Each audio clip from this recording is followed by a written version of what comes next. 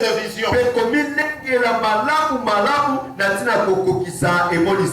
Bien-aimé, l'homme le plus pauvre sur la terre, ce n'est pas celui qui manque l'argent. L'homme le plus pauvre sur la terre, c'est celui qui n'a pas de vision d'avenir. Or, la vision, c'est l'espoir même de la vie. Beaucoup de gens sont trop occupés pour faire beaucoup de choses. Et ils font beaucoup de choses qui ne les aident même pas dans la vie. Au contraire, c'est beaucoup de choses qu'ils font, les font souffrir. C'est pourquoi je conseille aux pasteurs, dans la vie, dans le ministère, il faut éviter d'être entouré de personnes qui ne font qu'exister.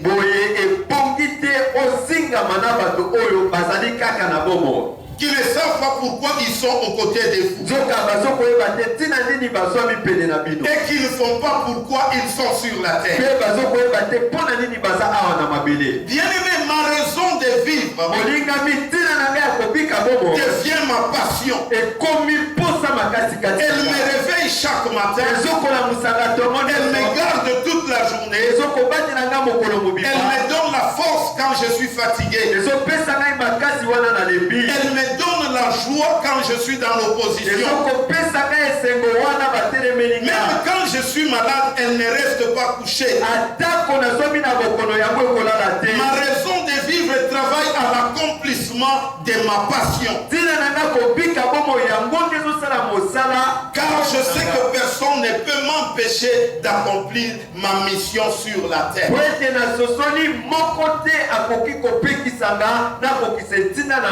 est ta raison de vivre? Pourquoi tu vis? Ma raison de vivre, je suis pasteur, conducteur d'église. Quand je pense seulement à cette raison, même si je suis malade, cette raison de vivre me réveille. Tu es fort, va prêcher. Quand je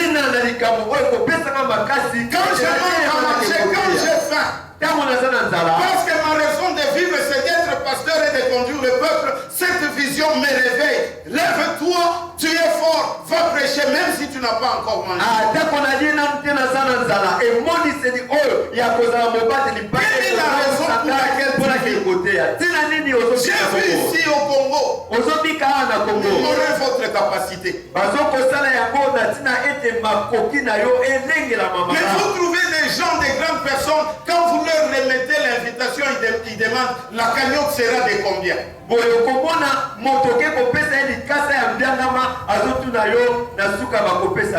Alléluia.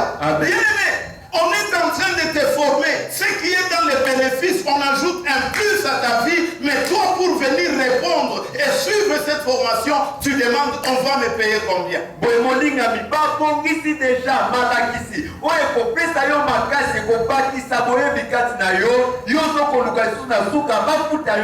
Sortons de cette mentalité du Congolais qui attend toujours la cagnotte là où on fait du bien pour lui. Je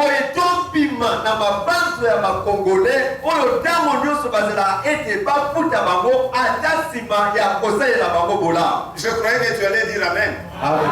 Alléluia. Amen. Mais même si tu n'as pas dit Amen, cette vérité-là est entrée. Et elle va demeurer dans ton cœur. Ne réclame pas un salaire. Là où on te donne la formation pour ton bien et pour ton avenir. Alléluia. Amen. La vision doit diriger toute la vie de l'homme. Je suis serviteur de Dieu. Quelle est la vision de mon église? Quelle est la vision de ma famille? Quelle est la vision du ministère dans 5 ans, 10 ans?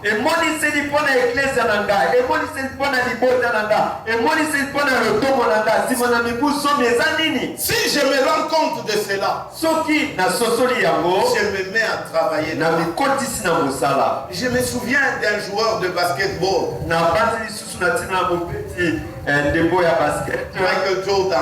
Michael Jordan. Cet homme-là, Il a émerveillé le monde avec son style de jouer au basket. Il n'aimait pas seulement jouer au basket, mais le basket était devenu sa passion.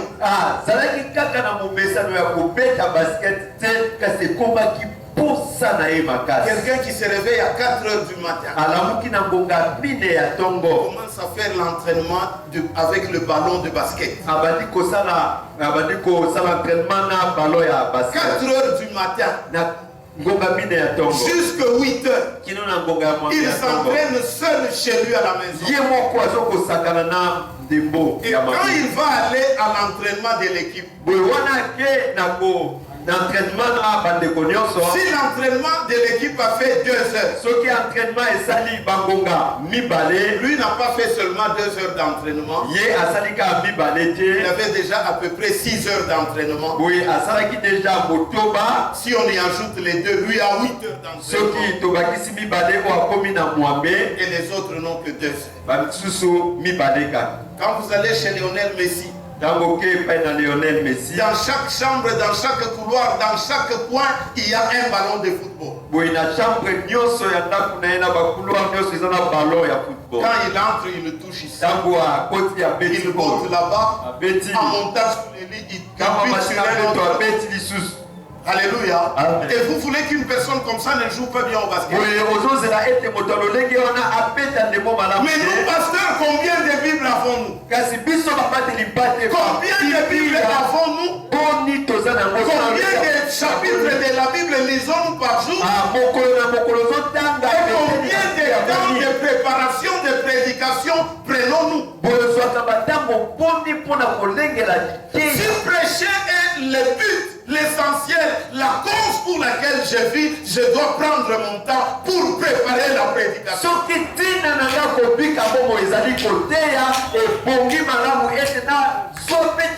si vous êtes seulement un simple conducteur de Cora, est-ce que vous priez pour la Cora? Écoutez, la musique n'est pas un jeu. Quand nous venons à l'église, moi je vais jouer à la basse, moi je joue au synthé, moi je vais entonner les lits. Non! Musique ezali lisanote otaboyeka na kwasa boye olobinga na kobeta kitanga na kobeta drum na kobeta eloko. Comme le prophète Élisée, la musique doit nous mener à prophétiser. À un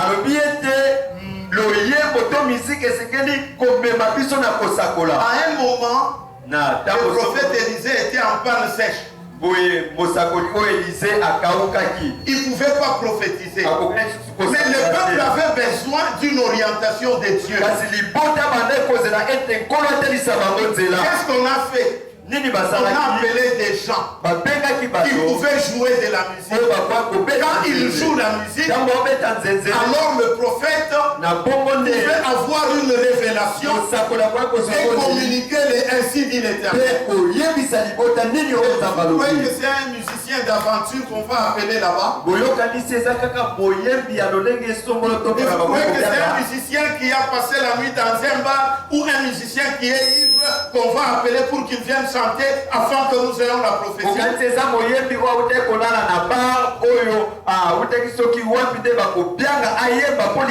Travaillons à la réalisation de la vision que Dieu nous a.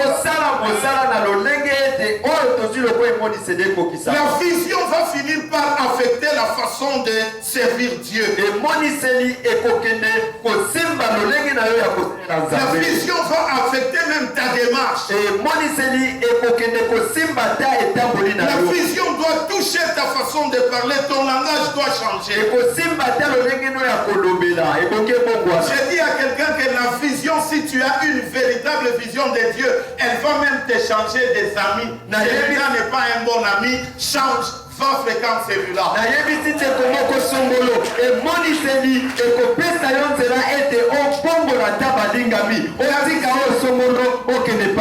La vision changera même ta façon de t'habiller. C'est par là que nous disons que l'accoutrement d'un prophète, c'est un langage. Je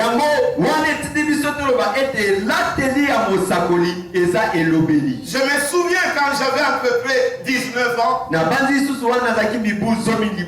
À l'époque, je venais d'être engagé comme travailleur à la Gécamine. Et un soir, on est sorti avec un ami. Il m'a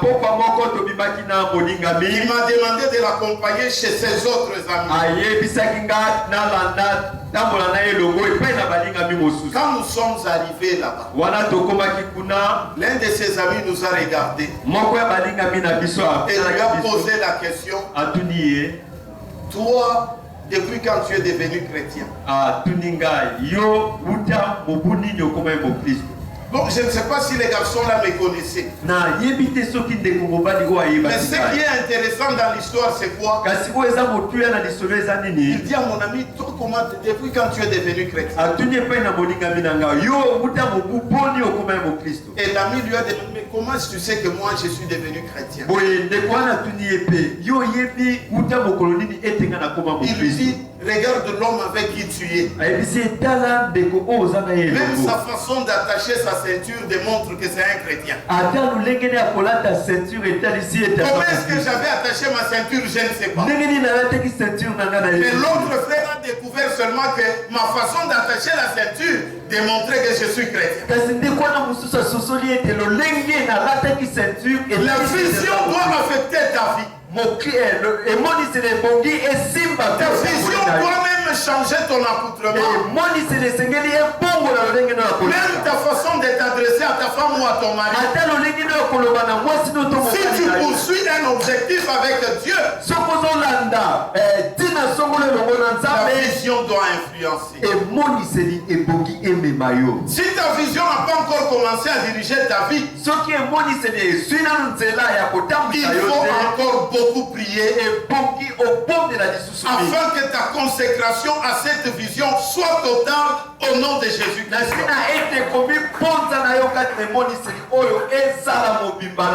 Bien-aimé, la vision te donne la capacité de supporter la souffrance et la confusion.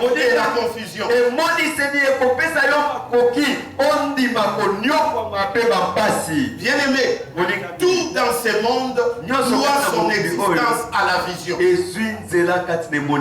Le progrès social, scientifique proviennent de la vision, de la puissance de la vision. La puissance de la vision change la vie. J'ai dit témoin dans la vie, il y en a beaucoup, mais j'en ai 10 ici. Il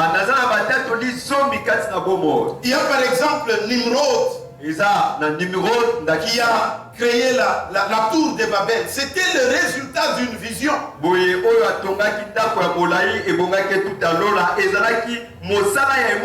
Il dit au peuple: venez, construisons une tour qui monte et qui touche les cieux.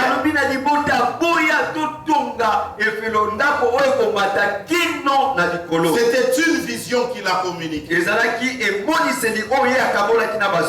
C'est la puissance de la vision qui inspire les choses.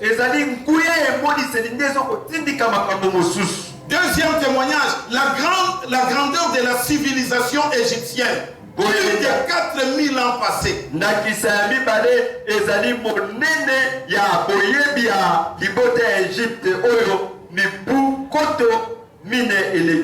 Les pyramides existent jusqu'à nos jours. Et ça étonne toujours les gens. Là, il y avait des mathématiciens, physiciens comme Ptolémée.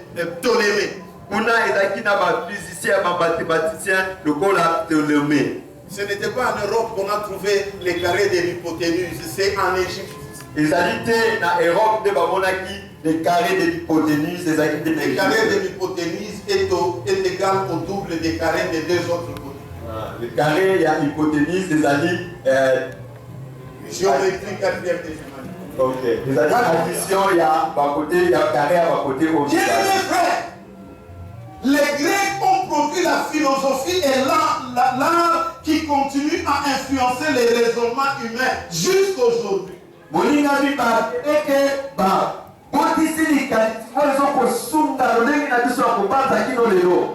L'Empire romain avait étendu ses limites et colonisé les mondes, tous les mondes connus de l'époque. Empire romain est compté là qui Les explorateurs ont sillonné les mers, ils ont traversé des pays jusqu'à découvrir le monde que nous connaissons aujourd'hui.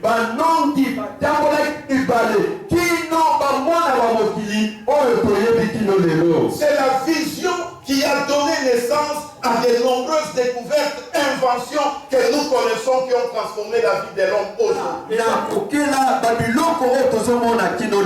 Bien-aimés, les frères White avaient besoin de voyager, d'aller loin. Ils ont raisonné, ils ont fabriqué l'avion.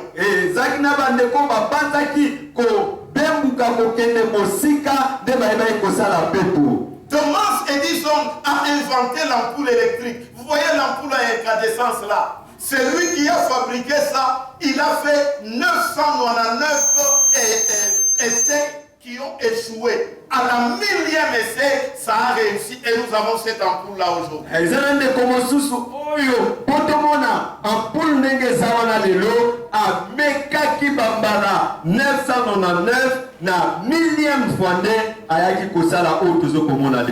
nous avons par exemple des gens comme Stephen Jobs.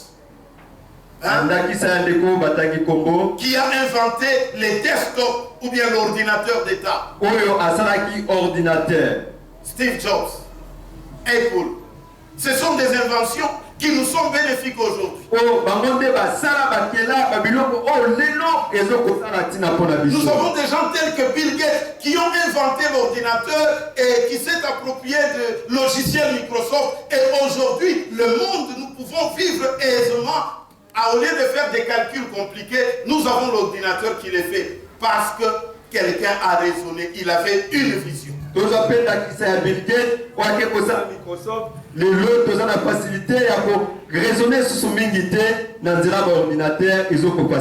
La vision est à la base de toute réussir dans le domaine de la vie de l'homme. Et mon iseli ezali beaucoup pour na olonga na bobo ya motonyo. Avoir la claire compréhension de sa vision et de sa raison d'être. Ozala na mon iseli ya malonga na o etali bobo ina yo petina no kobika bomo. C'est déjà un grand pas faire la grandeur et la réussite dans la vie. Ezali etambe monene ozo memayo liposo pona kolonga pe kokende liposo. Alors en parlant de la vision dans ce sens, nous voyons 3 catégories de personnes dans le monde.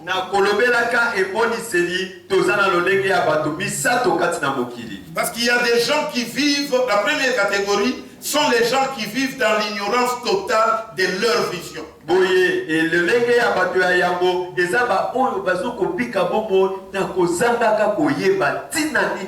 Ces gens-là, ils ne font qu'exister. Bien-aimé, n'accepte pas de passer sur la terre ici comme quelqu'un qui a existé et qui est passé. Découvre ta vision.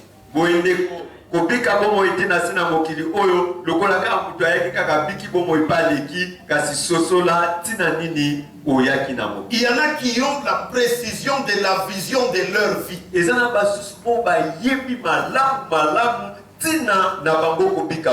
Mais qui ne font rien à cause de la distraction du monde ou à cause des difficultés qu'ils rencontrent. Oui, elles ont raison, mais malheureusement, elles ne peuvent convaincre que les hommes. Dieu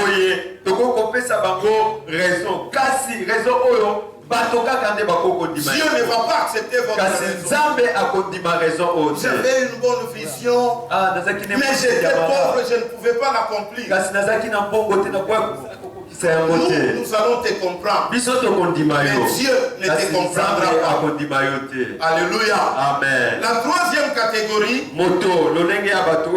sont celles qui ont la vision. Elles avaient très bien compris la la mission de leur vision, mais qui l'ont abandonné à cause du découragement et de la frustration.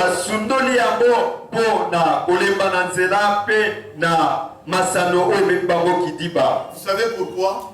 Elles ont oublié que la patience et la persévérance sont les armes et les outils nécessaires pour la réussite et la matérialisation d'une vision.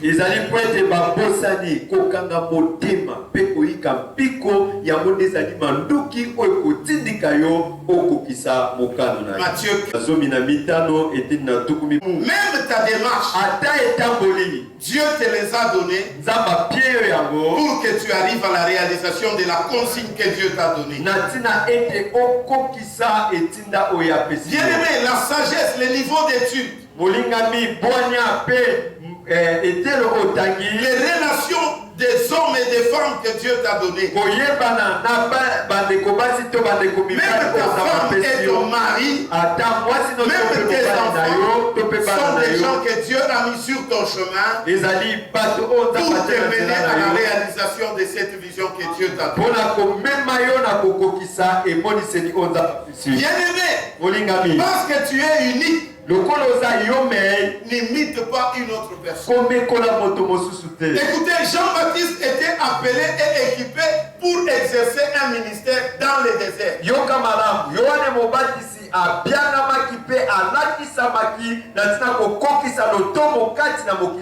Son estomac était préparé pour manger des nourritures des gens du désert.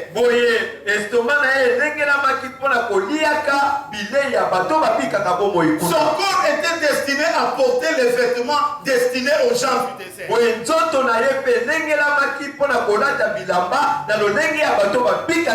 Sa nourriture était la nourriture des gens du désert. Il devait rester au désert. Mais un jour, Jean-Baptiste est sorti en ville. Même la voix de Jean-Baptiste était la voix des gens du désert. Mais quand il sort en ville, il rencontre le roi Hérode. Quand il ouvre la bouche pour parler à Hérode, c'est avec une écrit de quelqu'un du désert. Conséquence, Jean-Baptiste était décapité. Il est venu en ville. Au lieu de parler avec la voix des gens des villes, il a parlé avec la voix des gens des déserts.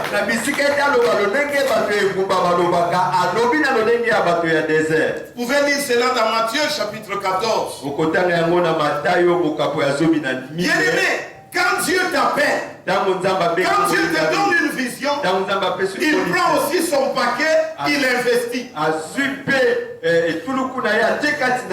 Bien aimé, nous sommes équipés. Dieu a investi énormément en nous.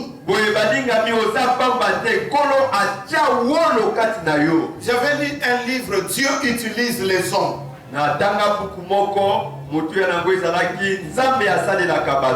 Quand Dieu t'a créé, il a mis en toi des cellules et de ceci, cela. Pour que toi tu vives, Dieu a mis en toi 40 000 milliards de cellules. 40 000 milliards, il y a ma cellule. Tu peux compter ça? Tel que tu es là, si tu es un être humain normal, tu as à peu près 206 os dans le corps. Si tu es normal, tu as à peu près 600 muscles opérationnels sur ton corps. Il y a des médecins parmi nous. Vous savez ce que l'homme consomme par jour? En quantité d'air, l'homme consomme 10 000 litres d'air par jour. Tel que tu es là, pour que tu vives un jour, 10 000 litres d'air.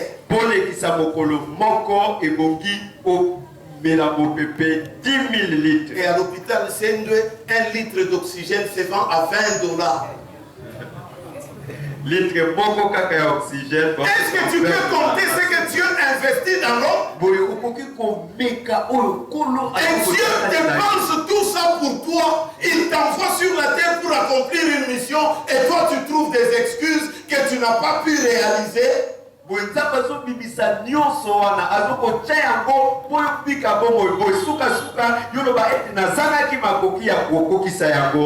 jour ton cœur bat 72 000 fois.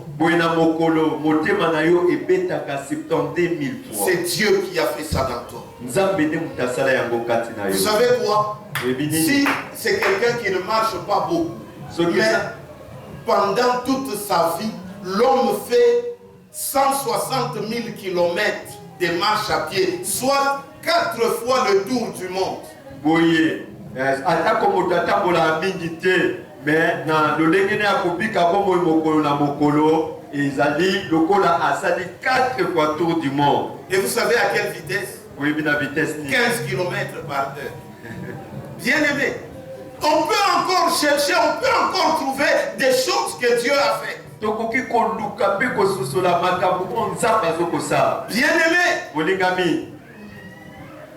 mon frère, la loi de la vision est celle-ci. Tu ne possèdes pas ce que tu n'as pas vu. C'est pourquoi il faut avoir une vision. Ne pensez pas que les garçons qui a 40 ans, qui est célibataire et il ne s'est pas encore marié, c'est... Non, non. Une seule chose, il n'a pas encore la vision de la femme qu'il veut avoir. Pourquoi?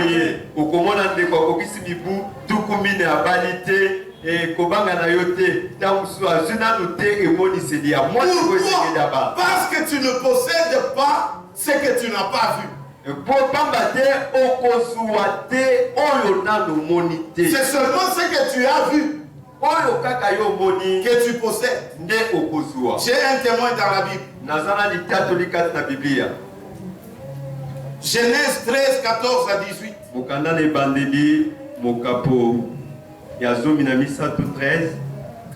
à 18. Nous allons lire ça à la maison. Dieu ne te donnera jamais ce que tu n'as pas vu. Il faut d'abord voir avant de posséder. On ne possède jamais ce qu'on n'a pas vu avant. Nous servons un Dieu des principes. Il a établi des principes. Il dit à Abraham, regarde ces contrées, regarde ce pays, je te le donne à toi et à tes descendants. Tant qu'Abraham n'avait pas encore vu ce terrain, Dieu ne lui a pas fait la promesse de lui donner. Mais quand Dieu lui fait voir, c'est alors que Dieu lui dit, ce que tu as vu là, je te le donne à toi et à tes descendants. Pasteur, révérend, frère, soeur, qu'est-ce que tu as vu? Si tu n'as pas encore vu, Dieu ne te donne pas d'obstacles qui rendent une vision difficile ou impossible à matérialiser.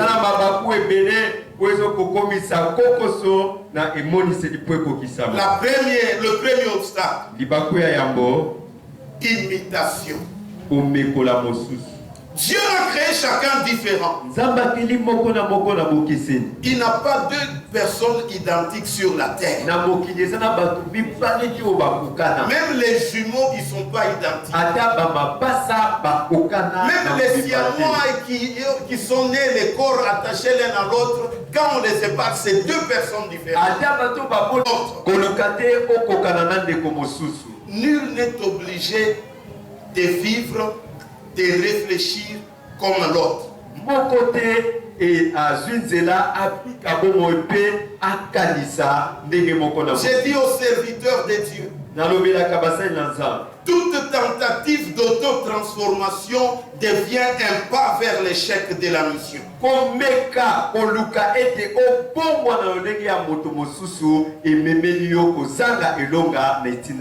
Dieu ne s'attend pas à éviter l'imitation. Nous avons les témoignages de David. À l'époque, les amis avec qui on était jeunes dans le ministère voyaient un garçon de 18 ans, de 20 ans, quand il voit Jimmy Chouagar prêcher Bible sur la scène, il commence à dire non, Jimmy Chouagar c'est une autre personne, toi tu es une autre personne.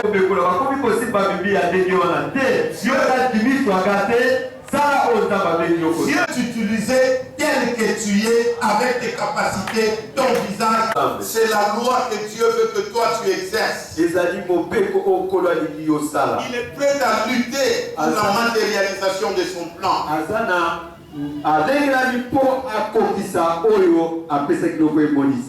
Une seule chose, fais confiance en Dieu. Bien-aimé, il voit déjà une maison ou un immeuble dans les terrains. Mais il doit beaucoup travailler pour que cette maison qu'il voit dans les terrains vides puisse se réaliser et devenir visible.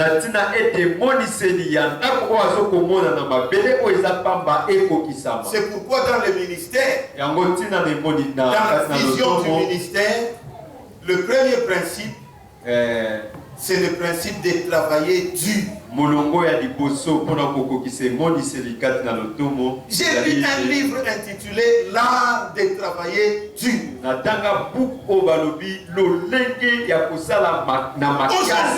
nous avons des pasteurs, nous les pasteurs. Est-ce que nous travaillons dur pour la vision et les églises que Dieu nous a données? Je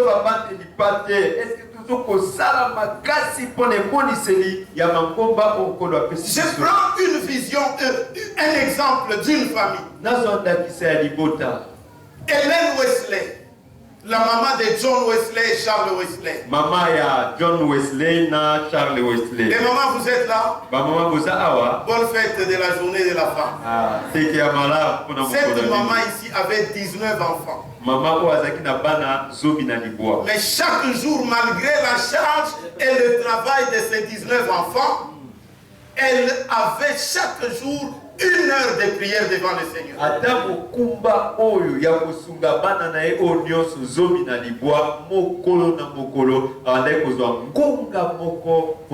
Ce qui a d'abord influencé ses enfants. Et John Wesley est devenu prédicateur. Pour qu'il puisse influencer les méthodismes, John Wesley s'est réveillé à 4 heures du matin, commençait à prier jusqu'à 8 heures du matin. John Wesley a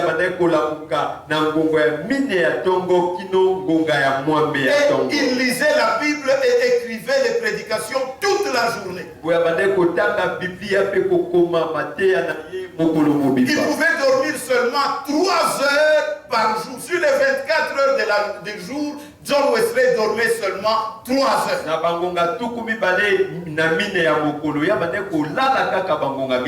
Et à sa mort, John Wesley a laissé 40 000 prédications écrites. On l'a chassé de l'église. Il n'avait plus besoin d'église. Parce qu'il disait, chaque coin des rues, c'est ma paroisse. Il a prêché. Et son frère Charles Wesley a écrit les livres des cantiques. Jusqu'aujourd'hui, nous les chantons. Ça fait 4 siècles, succès est sur la tête. Amen. Kino lelo banzembo na yeto yembaka yango eleki babibu kama mine kasi succès sur la gâte. Combien d'années? Ça fait combien d'années? Ça fait combien de jours tu as entendu ça? Mais quand on commence ici, c'est tout le monde qui chante. Parce que sous l'inspiration du Saint-Esprit. Apprenons à travailler dur.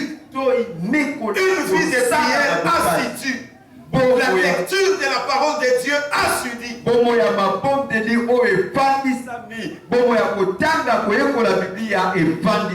Mon professeur pasteur Doli m'a dit, pour un chrétien vrai, il doit avoir au minimum 50 versets bibliques retenus dans sa tête. Tu en as combien? Pasteur Doli Aloba était mon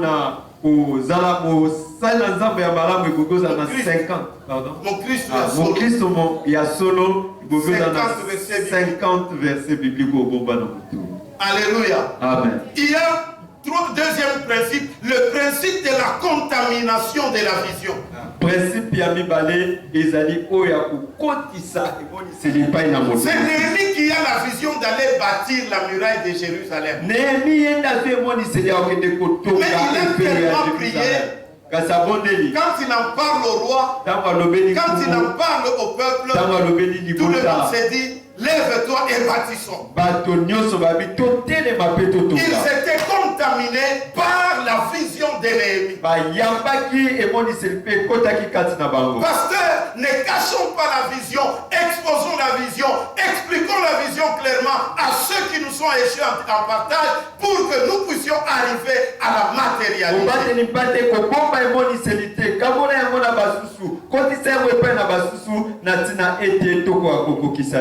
Troisième principe. Le principe d'une bonne communication de la vision.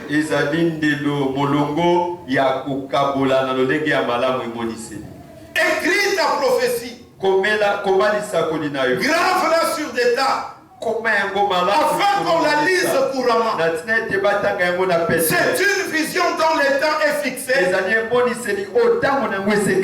si elle tarde à temps là, elle s'accomplira certainement. Mais quelle est la recommandation? Écris la vision. Qu'on la lise couramment.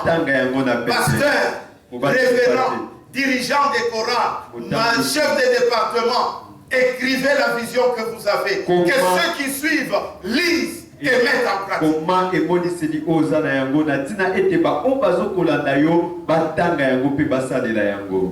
Quatrième principe. Le principe de s'aimer dans la vision d'autrui. Bien aimé, même si Joseph pouvait avoir des visions, même s'il a eu la vision qu'il deviendra grand en Égypte, mais la vision qui a fait que Joseph quitte la prison et monte sur le trône en Égypte n'est pas la vision de Joseph.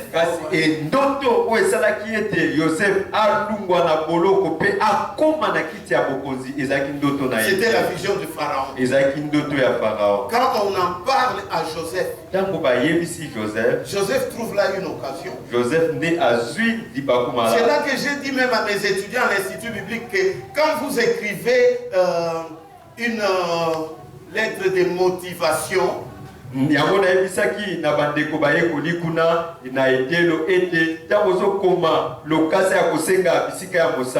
lettre de motivation est différente de la lettre de demande d'emploi. Lettre de demande d'emploi. Je viens d'avoir mon diplôme à l'IEC, j'ai besoin du travail, je commence à écrire partout, je sollicite un poste vacant, n'est-ce pas?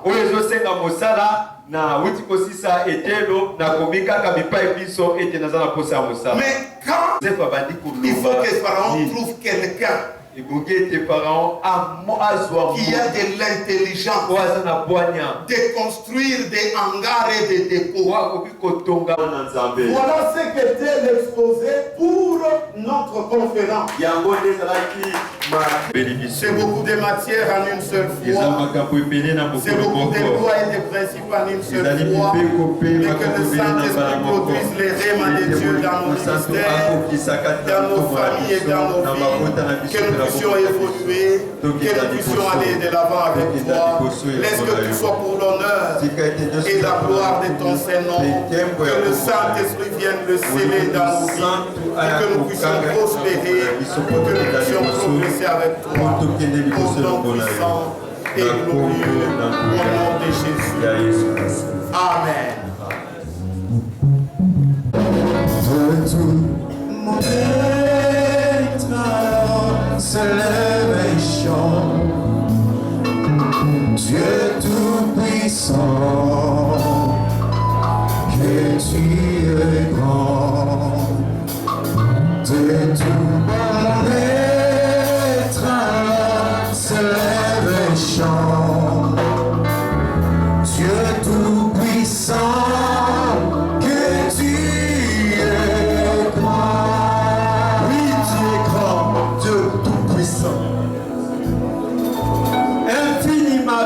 Seigneur,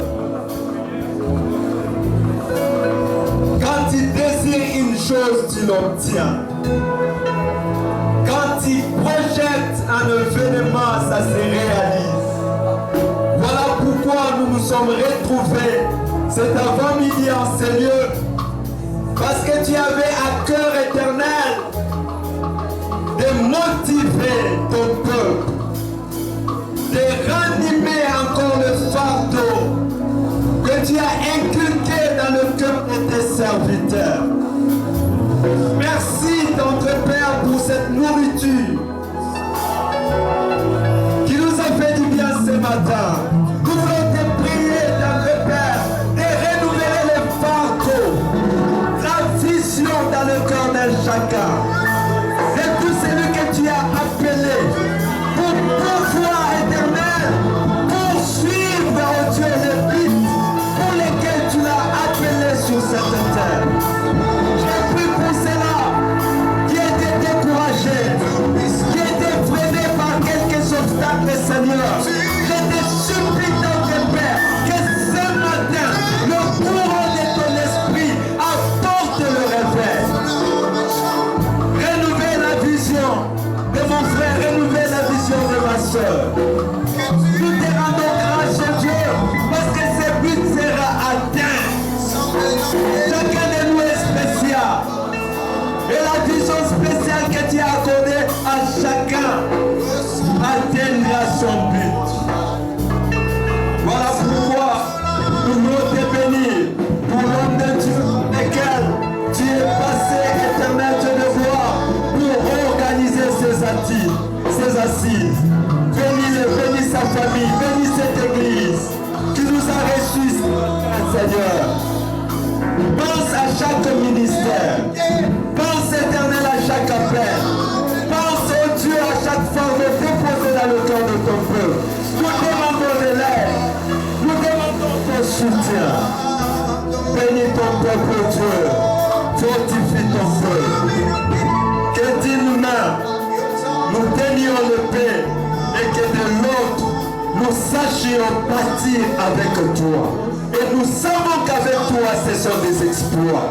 Voilà pourquoi nous bénissons ton peuple, que chacun retourne en paix dans sa demeure et que toute la gloire te revienne. C'est dans le nom de Jésus que nous avons ainsi prié et nous avons dit Amen.